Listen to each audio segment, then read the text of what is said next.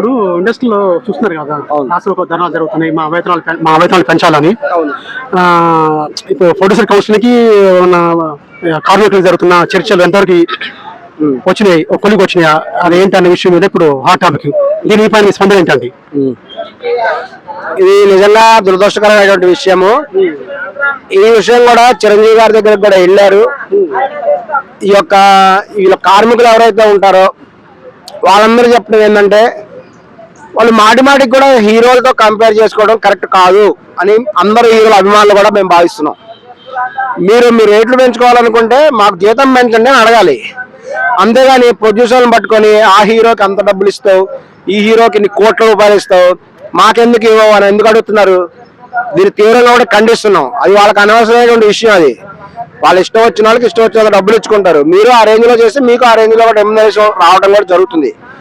So ఇది నిజంగా కూడా ఆ కంపారిజన్ చేయడం అనేది కూడా తీవ్రంగా కూడా అందరూ హీరోల ఫ్యాన్స్ తరఫున కూడా ఖండిస్తున్నాం ఇది. అందుకే హీరోలు కూడా అందరూ కూడా ఆగ్రహంతో ఉన్నారు కార్మికుల మీద. ఇది గమనించాల్సిన మరొక ముఖ్యమైనటువంటి విషయం. డిపార్ట్మెంట్ ని బయట స్టేట్ నుంచి తీసుకురావడము, లేదంటే ఒక హీరోయిన్ ఇప్పుడు మన దగ్గర ఉన్న చాలా మంది బయట దీన్ని తీసుకొచ్చి రాష్ట్రం నుంచి తీసుకొచ్చి వాళ్ళకి ఇక్కడేమో 2000 ఇస్తే వాళ్ళకేమో 1,00,000 రూపాయలు ఇస్తే, అంటే అంత డిఫరెంట్ గా చూపించడం. అవును, ఇందులో కూడా వాస్తవం ఉంది. ఈ యొక్క బాలీవుడ్ నుంచి హీరోయిన్ తీసుకురావడం, అనేక వేరే ప్రాంతాల నుంచి కూడా హీరోయిన్ తీసుకొస్తున్నారు, వాళ్ళకి కోట్లు ఇస్తున్నారు. నిర్మాతలందరూ హీరోయిన్ అందచందాలు చూసి చొంగలు కార్చుకుంటున్నారు అని కూడా కొంతమంది కార్మికులు కూడా మాట్లాడుతున్నారు. ఈ యొక్క హీరోయిన్ చొంగలు కార్చుకుంటున్నారు. హీరోయిన్ వెనక వచ్చేటువంటి వాళ్ళ పరివారం, వాళ్ళ గ్యాంగ్ అందరికి కూడా వాళ్ళు కూడా 5 స్టార్ హోటల్లో కూడా ఈ యొక్క వస్తువులు ఏర్పాటు చేసి ఒక హీరోయిన్ తినేటువంటి భోజనం ఖర్చు ఒక మామూలు కార్మికుడికి రోజు జీతం కంటే ఎక్కువ ఉంటుంది అని కూడా వాళ్ళు చెప్పడం జరుగుతుంది. మొన్న చూసుకుంటే అందాల హోటల్లో కూడా ఒక ప్లేట్ ఖరీదు 1,00,000 రూపాయలు. 1,00,000 రూపాయలు పెట్టి ఒక ప్లేట్ భోజనం కూడా చేయడం జరిగింది. మరి ఇంత ఖర్చు పెడుతున్నప్పుడు ఇక సినిమా ఫీల్డ్ లో కూడా హీరోయిన్లకైతే కోట్లు ఖర్చు పెడతారు, అలాగే హీరోలకు ఖర్చు పెడతారు. ఈ యొక్క తెలుగు వాళ్ళకి కార్మికులకు కూడా ఎటువంటి కూడా జీతాలు పెంచమంటే ఎందుకు పెంచట్లేదు అని తీవ్రంగా కూడా చెప్తున్నారు.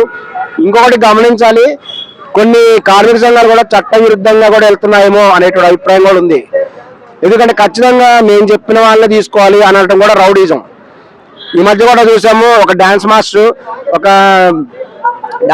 ఆ యొక్క డాన్సర్ని కూడా లైంగికంగా వేయించాడు.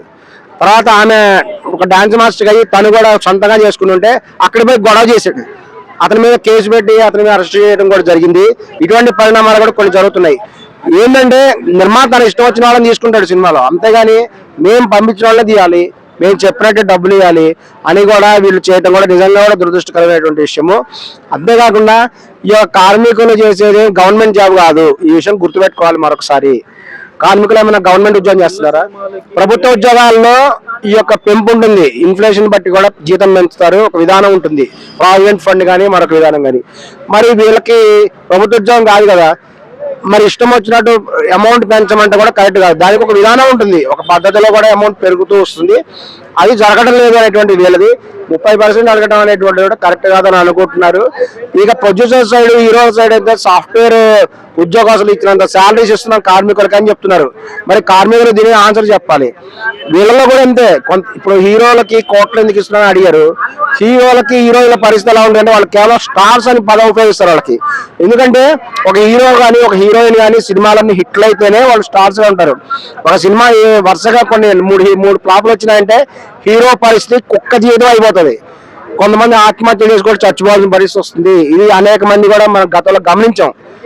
ఇదన్నీ కూడా గమనించాలి. ఒక హీరోయిన్ అయినా సరే వరుసగా కొన్ని ఫ్లాపులు వచ్చినాయి అనుకోండి, హీరోయిన్ పరిస్థితి ఏంటి?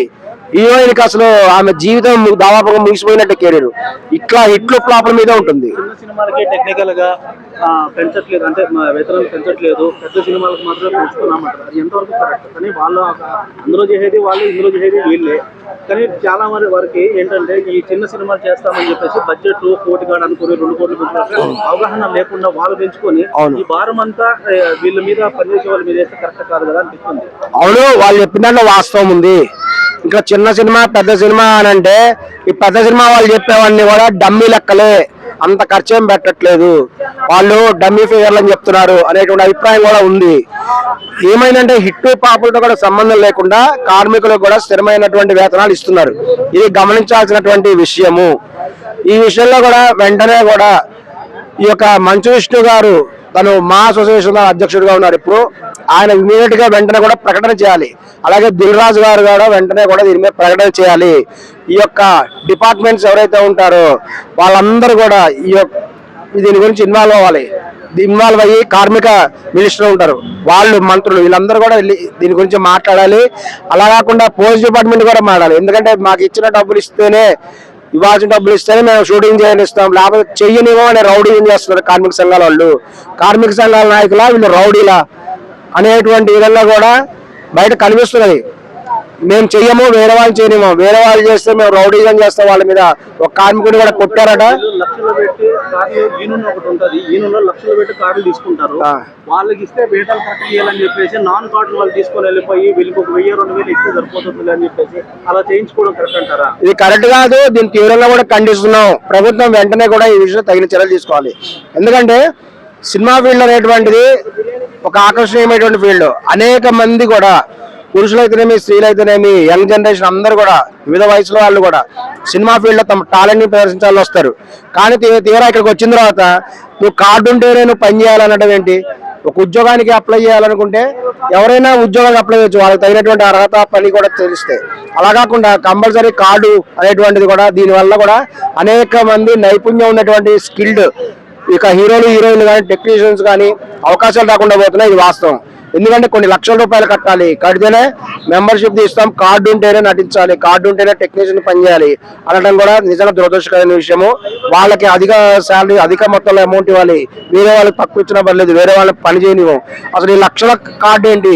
ఈ విధానం కూడా తీసివేయాలి. ప్రభుత్వం వెంటనే కూడా దాని మీద దృష్టి చేయాలి. రేవంత్ రెడ్డి గారు వెంటనే కూడా ఈ కార్డు సిస్టమ్ ఏంటి, ఈ యొక్క అనఫిషియల్ గా జరుగుతున్నటువంటి దోపిడీ, ఈయన అనఫిషియల్ జరిగినటువంటి దోపిడీ వల్ల జరుగుతున్న నష్టం ఏంటంటే ఎంతో మంది టాలెంట్ ఉన్నటువంటి టెక్నీషియన్స్ కూడా సినిమా ఫీల్డ్ లో ఎంటర్ కాలేకపోతున్నారు. ఎందుకంటే ఈ కార్డు మెంబర్షిప్ అంటారు, దానికి కొన్ని లక్షలు అడుగుతారు. ఆ లక్షలు వీళ్ళు కట్టలేని పరిస్థితిలో ఉంటారు. మరి అంటే 5 లక్షలు ఉంటేనే టెక్నీషియన్ ఎంటర్ అవ్వాలా? తన టాలెంట్ ఉంటే వాడు ఎంటర్ అవ్వరా? సో దీన్ని తీవ్రంగా కూడా ఖండిస్తున్నాం. వెంటనే కూడా ఈ కార్డులకి లక్షల రూపాయలు ఉండే విధానం కూడా రద్దు చేయాలి. ఈ పరిష్కారం ఇప్పుడు ఎప్పటి వరకు క్లియర్ అయ్యే ఛాన్స్ ఉంది? దీని మధ్య చాలా వెనక రాజకీయ కారణాలు ఉన్నాయని అంటున్నారు. ఎందుకంటే వీళ్ళలో కూడా 2 రకాల గ్రూపులు ఉన్నాయని, ఆంధ్ర, తెలంగాణ ఉండేటువంటి ఈ యొక్క సంఘాలుగా డివైడ్ అయినాయి కూడా అంటున్నారు.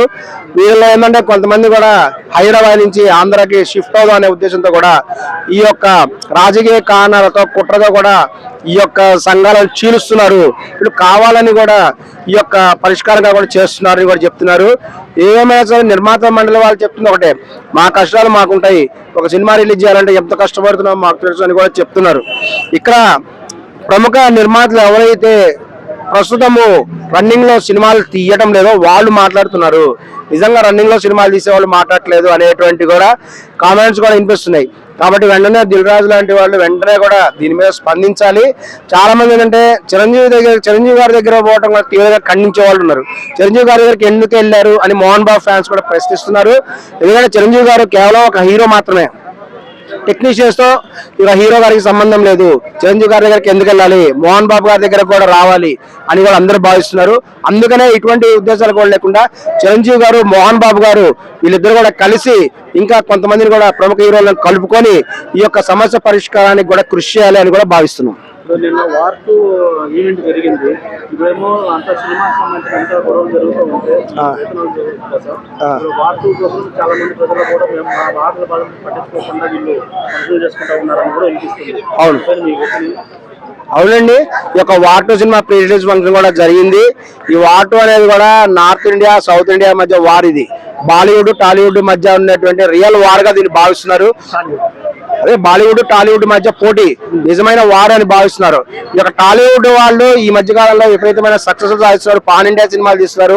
పాన్ వరల్డ్ లెవెల్లో కూడా సినిమా రిలీజ్ చేసి ఇక కొన్ని వేల కోట్లు కూడా సంపాదిస్తున్నారు. దీని మీద కూడా బాలీవుడ్ వాళ్ళు తీవ్రమైనటువంటి అసూయతో ఉన్నారు. టాలీవుడ్ తొక్కేయాలనే ఉద్దేశంతో బాలీవుడ్ తీవ్రమైన ప్రయత్నాలు కూడా ప్రారంభించింది.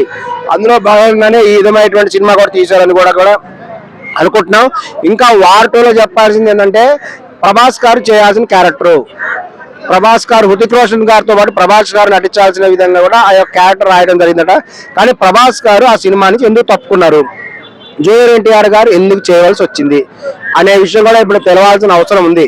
ఎందుకంటే ప్రభాస్ గారు అంటే ఆయన స్థాయిలో కూడా సినిమా ఉండేది, దానికి తగ్గట్టుగా ప్రభాస్ గారి యాక్టింగ్ బట్టి ఆయన స్టైల్ని బట్టి కూడా స్క్రిప్ట్ ఉంటుంది.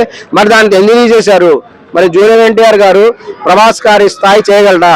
ఒక బాహుబలిలో ప్రభాస్ గారు చేసినట్టుగా జూనియర్ ఎన్టీఆర్ గారు బాహుబలి వంటి సినిమాలో నటించగలరా అనేటువంటిది కూడా అందరికి సందేహం ఉంది. ఏమైనా సరే ఈ సినిమాలో కూడా ఎన్టీఆర్ గారిది కొంచెం తక్కువ స్థాయి ఉంటుంది, మొత్తం డామినేషన్ అంతా కూడా హృతిక్ రోషన్దే ఉంటుంది అనేటువంటి కూడా టాక్ ఉంది. కానీ ఈ సినిమా కూడా వాళ్ళు సౌత్ ఇండియా సినిమా కూలీకి ఎందుకు పోటీగా రిలీజ్ చేస్తున్నారు అనేటువంటిది కూడా ఇప్పుడు $1 మిలియన్ ప్రశ్న. ఎందుకంటే మన సూపర్ స్టార్ రజనీకాంత్ గారు ఇక తమిళం తెలుగులో ఆయన సూపర్ స్టార్, అద్భుతమైనటువంటి పర్ఫార్మెన్స్ ఉంటాయి, ఆయన స్టైల్ ఈ సినిమా అదిరిపోయింది. అంతేకాకుండా ఇంకా హిందీ హీరో అమీర్ ఖాన్, ఇక మన కన్నడలో ఈ యొక్క ఉపేంద్ర గారు, అలాగే మలయాళం ఒక స్టార్, వీళ్ళందరినీ కూడా తీసుకొని, అంతేకాకుండా మన తెలుగులో ప్రముఖ స్టైలిష్ హీరో అయినటువంటి నాగార్జున గారిని స్టైలిష్ విలన్ గా కూడా ఈ సినిమాలో చూపించారు. ఈ సినిమాలో రజనీకాంత్ గారికి పోటీగా నాగార్జున గారు పర్ఫార్మెన్స్ ఉంటుంది అని కూడా తెలియవస్తుంది. మరి ఇంకా పగడ్బందీగా పాన్ ఇండియా స్థాయిలో తీసినటువంటి సినిమాకు పోటీగా వార్ 2 ఎందుకు రిలీజ్ చేస్తున్నారు, ఇది ఇప్పుడు మాకు $1 మిలియన్ ప్రశ్న. పోటీగా కాకుండా ఒక వారం రోజుల తర్వాత కూడా వార్ 2 రిలీజ్ చేస్తే బాగుండేది. దీన్ని తీవ్రంగా కూడా ఖండిస్తున్నాం. మేమందరం కూడా సౌత్ ఇండియా తరఫున, రజనీకాంత్ ఫ్యాన్స్ తరఫున, నాగార్జున గారి ఫ్యాన్స్ తరఫున కూడా ఈ యొక్క వార్ 2 అనేది కూలీకి పోటీగా రావడం అనేది కూడా తీవ్రంగా ఖండిస్తున్నాం. ఏదేమైనా టాలీవుడ్ అనేది బాలీవుడ్ ని ఒక వాలీబాల్ కొట్టినట్టు కొడుతుంది. బాలీవుడ్ సినిమాలు ఎగిరి మళ్ళీ బాంబేలో పోయి పడాలా, మా కూలీ దెబ్బకి మీకు మీ యొక్క వార్ 2 అనే సినిమా కూడా ఎగిరి అవతల పోతుంది అని కూడా విజ్ఞప్తి చేస్తున్నాం. This is our challenge from Tollywood. అదే కలెక్షన్ పరంగా కూడా లాస్ అయ్యే ఛాన్స్ ఎక్కువ కదా. కలెక్షన్ పరంగా అంటే రజనీకాంత్ సినిమా అంటే చెప్పక్కర్లేదు, రజనీకాంత్ సినిమా అంటే ఖచ్చితంగా కూడా సూపర్ డూపర్ గా ఉంటుంది. హృతిక్ రోషన్ గారికి నార్త్ ఇండియాలోనే ఎక్కువ ఫ్యాన్స్ ఉన్నారు, మార్కెట్ నార్త్ ఇండియాలోనే ఎక్కువ, సౌత్ ఇండియాలో లేదు. కేవలం జూనియర్ ఎన్టీఆర్ గారి కోసమే వాటిలో చూడాల్సి వస్తుంది. కానీ జూనియర్ ఎన్టీఆర్ది ఇందులో చిన్న పాత్ర, హృతిక్ రోషన్ గారిది ఎక్కువ పాత్ర ఉంటుంది, జూనియర్ ఎన్టీఆర్ గారి పాత్ర చిన్నది అనేటువంటి కూడా టాక్ ఉంది. ఆ చిన్న పాత్ర కాబట్టి ఈ యొక్క ప్రభాస్ గారు ఈ యొక్క వార్ 2లో చేయడానికి రిజెక్ట్ చేశారు.